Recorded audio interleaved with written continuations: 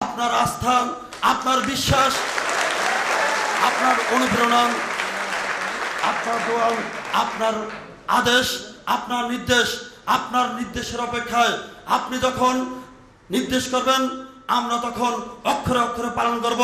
সংগ্রামী নেতৃবৃন্দ, আমাদের আজকে সবাইকে হাত তুলেন মাননীয় নেত্রীর উদ্দেশ্যে বলতে হবেন। আজকে আমরা মাননীয় নেত্রী যা আমাদের নির্দেশ দিবেন সবাইকে হাত তোলার জন্য অনুরোধ করছি। মাননীয় নেত্রী, আমরা বাংলাদেশ ছাত্রলীগের সর্বোচ্চ নীতি নির্ধারক এখানে আছেন, কেন্দ্রীয় নির্বাহী সংসদ এখানে আছেন এবং বাংলাদেশ ছাত্রলীগের সাংগঠনিক ইউনিটের সভাপতি সাধারণ সম্পাদক আছেন। আপনার সামনে আমরা কথা দিচ্ছি মাননীয় নেত্রী, আপনি যান নির্দেশ দিবেন আমরা তা অক্ষরে অক্ষরে পালন করব। আপনি ভীষণ দিয়েছেন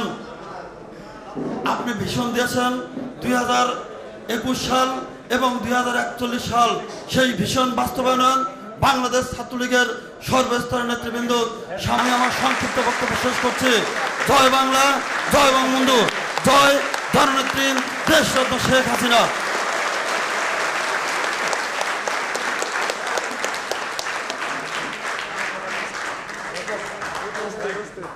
আজকের অনুষ্ঠান পরিচালনা করছেন বাংলাদেশ ছাত্রলীগের বিপ্লবী সাধারণ সম্পাদক SM জাকির হোসেন।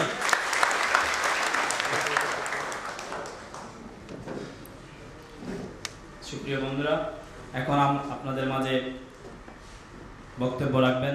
আমরা 2 দিন ব্যাপী বর্ধিত সভা এবং কর্মশালা করেছি। আমরা এখন বাড়িতে ফিরে গিয়ে আমরা জেলা থেকে এসেছি, জেলায় যার ইউনিটে ফিরে গিয়ে আমরা কিভাবে কাজ করব সেই ব্যাপারে আমাদেরকে নির্দেশনা দিবেন, আমাদেরকে আদেশ করবেন। আমাদের বাংলাদেশ ছাত্রলীগের একমাত্র আস্থার ঠিকানা, বাংলাদেশ ছাত্রলীগের একমাত্র অভিভাবক গণপ্রজাতন্ত্রী বাংলাদেশ সরকারের মাননীয় প্রধানমন্ত্রী জননেত্রী দেশরত্ন শেখ হাসিনা।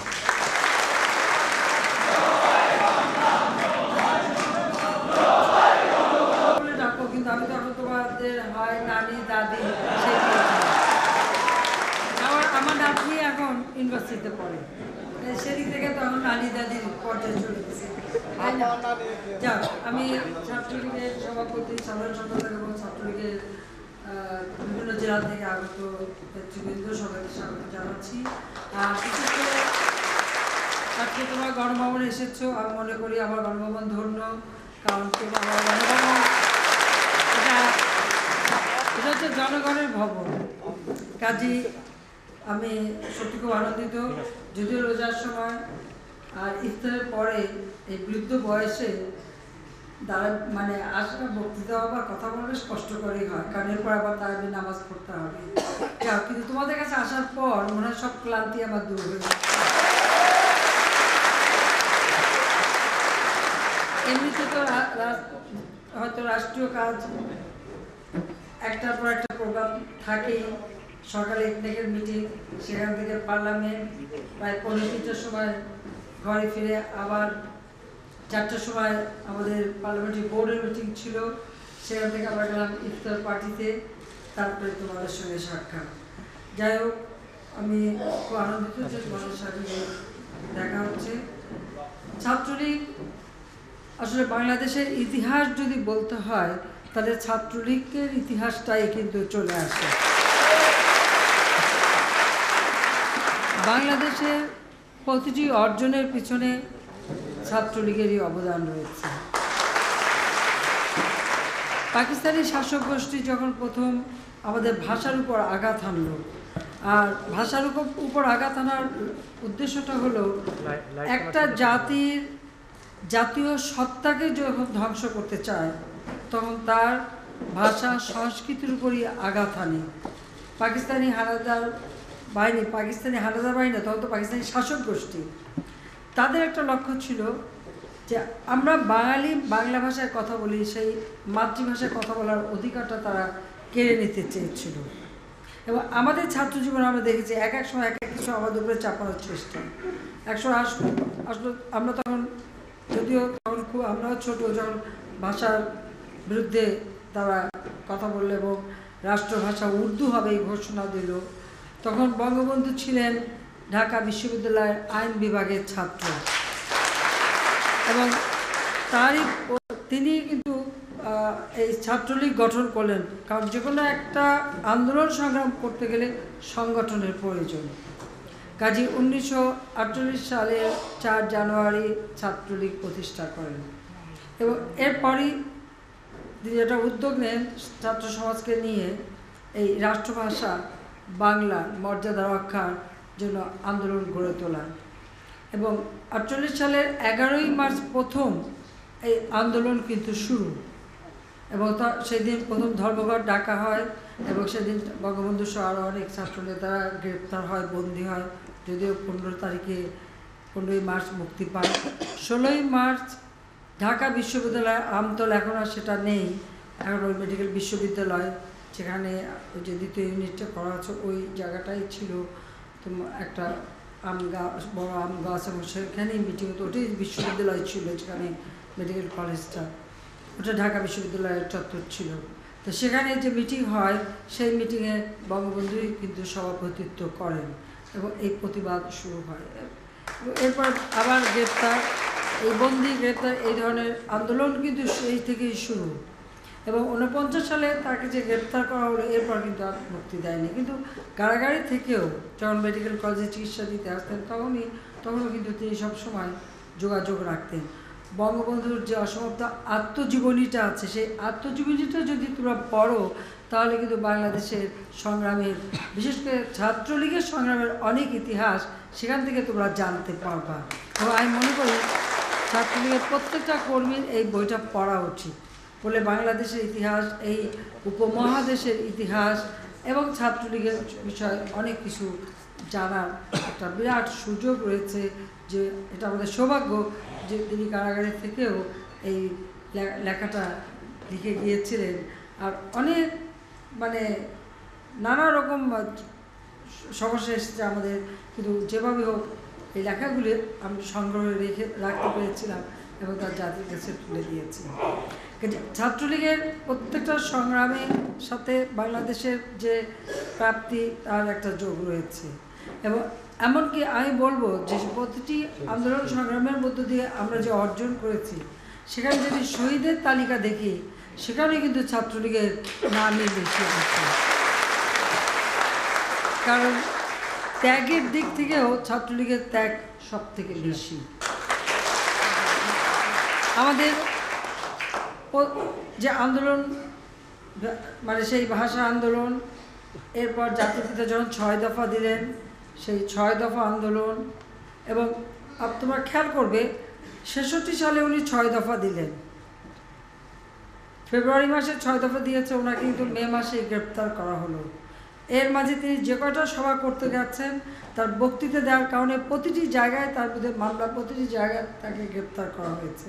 এবং এরপর 66 সালে 8ই মে গ্রেপ্তার করা হলো, আর মুক্তি দেয়নি। 69 সালে যে তিনি মুক্তি পান সেটাও আন্দোলন সংগ্রামের কারণে। সমগ্র বাংলাদেশের জনগণ আর বিশেষ করে ছাত্র সমাজ ঢাকা বিশ্ববিদ্যালয়কে ঘিরে ছাত্র সংগ্রাম পরিষদ গড়ে তোলা, এবং সেই আন্দোলন সংগ্রামের মধ্য দিয়েই কিন্তু আইয়ুব সরকার বাধ্য হয়েছিল তাকে মুক্তি দিতে এবং সেই তথাকথিত আগরতলা ষড়যন্ত্র মামলা প্রত্যাহার করতে। এবং এরপরেই কিন্তু 70-এর নির্বাচন এবং 71-এ মুক্তিযুদ্ধ। কারণ নির্বাচনে আওয়ামী লীগের যে সংখ্যাগরিষ্ঠতা, সারা বাংলাদেশে, সারা পাকিস্তানের সংখ্যাগরিষ্ঠতা অর্জন করেছিল আওয়ামী লীগ, কিন্তু পাকিস্তানের মিলিটারি ডিক্টেটর ক্ষমতা হস্তান্তর করে নাই, যার ফলে আমাদের যুদ্ধ করতে হয় এবং স্বাধীনতা অর্জন করতে হয়। বঙ্গবন্ধুর প্রত্যেকটা পদক্ষেপ কিন্তু অত্যন্ত সুপরিকল্পিতভাবে ছিল। সেই ভাষা আন্দোলনের পর থেকে নিয়ে প্রতিটি পদক্ষেপ যে তিনি নিয়েছেন, সেই 64 সালে আওয়ামী লীগ পুনর্জীবিত করা, 66 সালে 6 দফা দেওয়া, 70-এর নির্বাচন, 71 সালে অসহযোগ আন্দোলন তিনি যে করেছিলেন, এরকম অসহযোগ আন্দোলন পৃথিবীর ইতিহাসে কোনো দেশে কখনো কোনো নেতা করতে পারে নাই। কিন্তু এই অসহযোগ আন্দোলনের মধ্য দিয়ে প্রতি ধাপে ধাপে একটা নিরস্ত্র বাঙালি জাতিকে মুক্তিযুদ্ধের চেতনায় উদ্বুদ্ধ করে সশস্ত্র যুদ্ধে নিয়ে যাওয়া এটা কিন্তু ইতিহাসে একটা বিরল ঘটনা, যে ঘটনাটা তিনি সৃষ্টি করেছিলেন এবং সেই যুদ্ধের মধ্য দিয়ে বিজয় অর্জন করা। এবং তিনি জানতেন, কারণ আমার নিজের কিছু অভিজ্ঞতা আছে। 1969 সালে আমি বঙ্গবন্ধুকে মুক্তি পাওয়ার পর এপ্রিল মাসে আমি আমার স্বামীর কর্মস্থল ইটালিতে যাই। তারপর ওখান থেকে আমি লন্ডনে আসি, কারণ তিনি তখন লন্ডনে আবার নতুন কাজ পান। তখন বঙ্গবন্ধু লন্ডনে গিয়েছিলেন এবং সেখানে বসেই কিন্তু যে 70-এর নির্বাচন হবে এবং যদি নির্বাচনের মধ্যে দিয়ে ক্ষমতা হস্তান্তর করে তাহলে কি করণীয়, আর যদি ক্ষমতা হস্তান্তর না করে তাহলে কি করণীয়। এবং তিনি কিন্তু স্পষ্ট বলতেন যে আমি 6 দফা দিয়েছি, কিন্তু 6 দফার মূল লক্ষ্য হচ্ছে 1 দফা, যেটা হয়তো উনি মুখে বলেননি, কিন্তু ঘরোয়াভাবে যত আমাদের সঙ্গে কথাবার্তা হতো তিনি কিন্তু আমাদেরকে এটা বলতেন। অনেক সময় এটা 6টা আঙ্গুল তুলে দেখাতেন, এইটা মানে স্বাধীনতা। আমাদের যে পতাকা, এই পতাকাটা আমাদের কেমন হবে, পতাকার ডিজাইনটা, এটাও কিন্তু তারই বলে দেওয়া। যারা মুক্তিযুদ্ধের বিরোধী, যারা স্বাধীনতা বিরোধী, তারা রাষ্ট্রীয় ক্ষমতায় চলে আসলো। তারা 1600 মেগাওয়াট 4300 মেগাওয়াটে রেখে যায়। সাক্ষরতার হার মাত্র 45 ভাগ ছিল, সেটাকে 65.5 ভাগে উন্নীত করি। এইভাবে প্রতিটি ক্ষেত্রে আমরা কিন্তু একটা অগ্রযাত্রা নিয়ে আসি। আমাদের দুর্ভাগ্য হলো 2001 সালে বিএনপি ক্ষমতায় আসলো, আসার পর এই সব কিছু কিন্তু পিছনে চলে গেল। কমিউনিটি ক্লিনিক যে করেছিলাম সেটা বন্ধ করে দিল, একটি বাড়ি একটি খাবার আমরা চালু করলাম, সেটা বন্ধ। অর্থাৎ দারিদ্র্য বিমোচনের যত কর্মসূচি, দেশের উন্নয়নের যত কর্মসূচি, যা যা করা সবগুলি কিন্তু তারা বন্ধ করে দিল।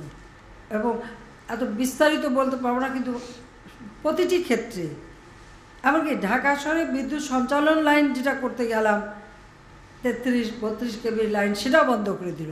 অর্থাৎ প্রতিটি মানে উন্নয়নের কাজ তারা বন্ধ করে। তাদের শুরু হলো কি, ওই হত্যা, খুন, মানুষ মারা। তোমার মানে সেই 2001-এর সেই ভয়াবহ চিত্র, আমাদের শত শত নেতা কর্মীকে হত্যা করা, তাদের বাড়িঘর দখল, রাতারাতি ঘর দখল করে, বাড়ি দখল করে পুকুর কেটে ফেলা, এরকম মেয়েদেরকে রেপ করা, কত মেয়ে সুইসাইড করেছে, কত মেয়ে ট্রমা হয়ে একেবারে সারা জীবনের জন্য তার জীবন ধ্বংস হয়ে গেছে। এরকম বহু ঘটনা তারা এইভাবে অত্যাচার নির্যাতন সারা বাংলাদেশে হয়েছে। কাজে ওদের চরিত্র বদলায় নেই। আর সবথেকে বড় অপরাধ কী করলো বিএনপি, সেই জামাতের মানে যে আলবদর প্রধান, তাদেরকে মন্ত্রী বানায় আমার লাখো শহীদের রক্তরঞ্জিত পতাকা দিল। বঙ্গবন্ধুর হত্যাকারীদের জিয়াউর রহমান ইন্ডেমনিটি দিয়ে তাদের বিচারের হাত থেকে রক্ষা করে দূতাবাসের চাকরিতে পুরস্কৃত করলো। যুদ্ধ আমাদের মুক্তিযুদ্ধের বিরোধী মন্ত্রী হলো, উপদেষ্টা হলো, তাদের বাড়লো। আবার খালেদা জিয়া আসলো, একই ঘটনার পুনরাবৃত্তি আমরা দেখতে পেলাম। কাজে এরা আমাদের দেশের উন্নয়ন কখনো চায়নি।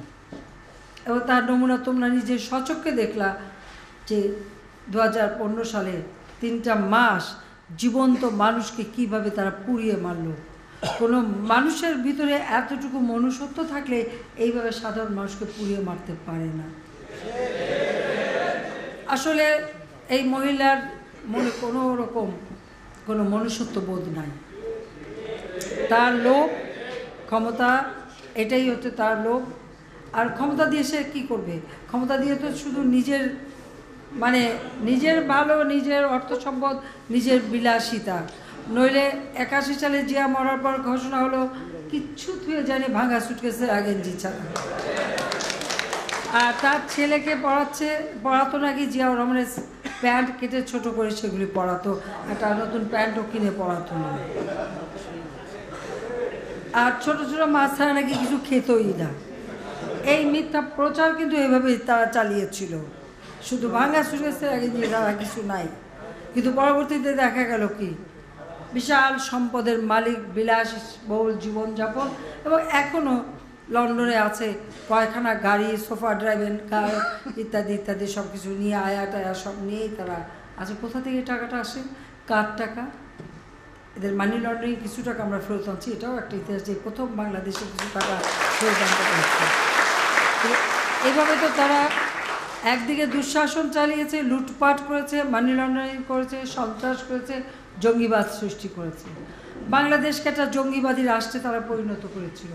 পাঁচবার বাংলাদেশ দুর্নীতিতে চ্যাম্পিয়ন হয়েছিল সারা বিশ্বব্যাপী। অর্থাৎ বাংলাদেশের যে ভাবমূর্তিটা 96 থেকে 2000-এ আমরা গড়ে তুলেছিলাম, সেটাকে আবার ধ্বংস করে দেওয়া, আর এদেশের মানুষকে আবার শোষণ করা, নির্যাতন করা, এটাই ছিল তাদের চরিত্র, এটাই তারা করেছে। অর্থাৎ তাদের উদ্দেশ্যটাই হলো যে আমরা যে মুক্তিযুদ্ধের চেতনা নিয়ে কাজ করে দেশকে উন্নয়নের পথে এগিয়ে নেব, এই দেশ যেন স্বাধীন দেশ হিসেবে কখনোই সফল হতে না পারে, এটাই ছিল তাদের লক্ষ্য। লক্ষ্যটা থাকবেই, কারণ ঠিক আছে এসব আর আমি বলতে চাই না যে তার তো কখনো সে স্বাধীনতা চায়নি, সেই জন্য এই পথে সে যে গেছে এবং এই পথেই যেতে চেয়েছে। আর এদেশের মানুষের প্রতি কোনো ভালোবাসা দরদ নেই, থাকলে ওইভাবে মানুষ, জীবন্ত মানুষ কখনো কেউ পুড়িয়ে মারতে পারে না। যে মা দেখছে সামনে মেয়ে স্বামী পুড়ে মারা যাচ্ছে, বাপ দেখছে সামনে নিজের সন্তান পুড়ে মারা গেছে, মা ছোট্ট শিশু মার কোলে, মা দেখছে চোখের সামনে আগুনে পুড়ে মারা যাচ্ছে, এরকম অমানবিক কাজ কেউ করতে পারে এটা বিশ্বাস না। কিন্তু এই ঘটনাও তারা ঘটিয়েছে। একটা জিনিস সব থেকে ভালো যে তখন বাংলাদেশের মানুষ কিন্তু প্রতিহত করতে শুরু করেছে। কাজে তোমাদের কাছে একটাই কথা থাকবে আমার, যে সন্ত্রাস জঙ্গিবাদকে কখনো আমরা প্রশ্রয় দেব না।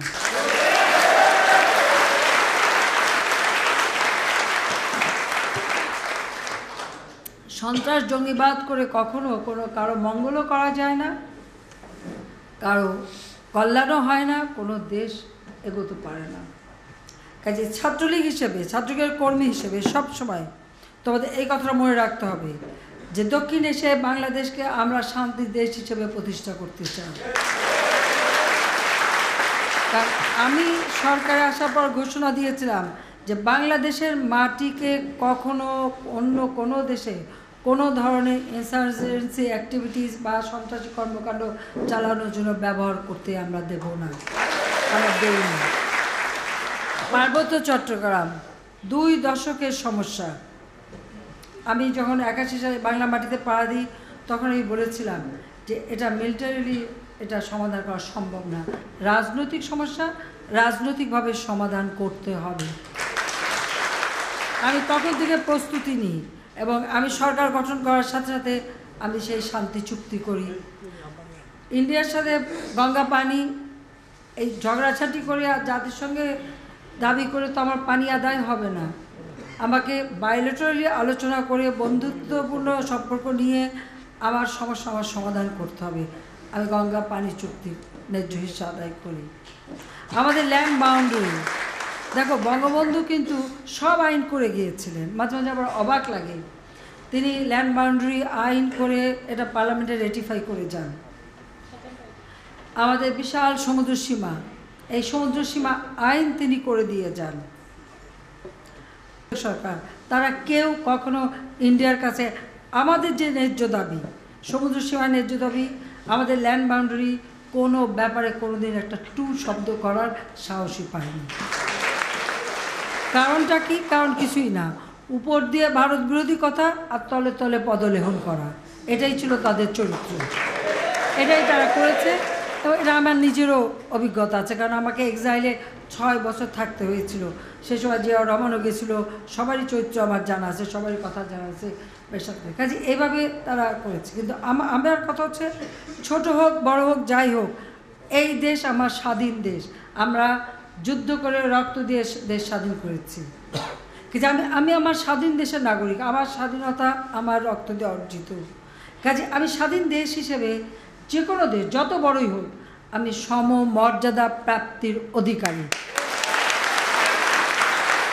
এবং সেই সমমর্যাদা নিয়েই কথা বলবো, সমমর্যাদা নিয়েই আমরা চলবো। এবং সেটা আমি সবসময়, এটা আমার বাবার কাছ থেকে শেখা, এবং সেইভাবেই আমরা কিন্তু কাজ করেছি। আজকে আমাদের সমুদ্র সীমায় আমরা 2টা আমরা সেই শিক্ষাটা পেয়েছি, তাহলে দেশকে দেওয়া যায়। আর যদি ব্যক্তিগত চাওয়া পাওয়াটা বড় হয়ে যায়, তখন দেশকে কিচ্ছু দেওয়া যায় না, করা যায় না, তখন নিজের চিন্তাটাই মাথার মধ্যে বেশি থাকে। কিন্তু আমাদের শিক্ষাটা আমরা বাবা মার কাছে